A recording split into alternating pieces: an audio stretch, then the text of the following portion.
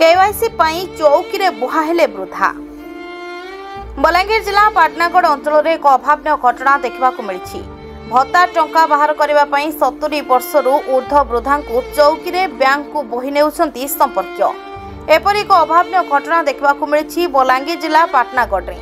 सूचना मुताबक पाटनागढ़ ब्लॉक बांकीबाहल ग्रामर गणेन बरिहा अकाउंट रे भत्ता टंका पाउछंती। दीर्घ 3 वर्ष हेबो बैंक केवाईसी होई नथिबारु टंका उठाई पारनाहांती। वृद्धा ठीक रे चाल बुली पारनथिबारु केवाईसी पई बैंक को जाई पारनथिबारु टंका उठाई पारनथिले। आज संपर्क मानकु कहिबा द्वारा संपर्क माने गोटे चौकी रे बसाई टेकी टेकी बैंक को केवाईसी पई आनिथिबा बेले बैंक रो केवाईसी सेंटर को पठाई दे जायथिला। संपर्क माने पुणी वृद्धा को चौकी रे बसाई टेकी टेकी नै केवाईसी कराइछंती। एपरी अभावन दृश्य देखला परे आमे वीडियो को जोगाजोग करी वृद्धा विषय में पचारिथिलु। अधिक तदंत करी जेते शीघ्र हेबो तांको हाथ रे भत्ता टंका देबा पई व्यवस्था करिवे बोली प्रतिश्रुति दैछंती पाटनागढ़ वीडियो।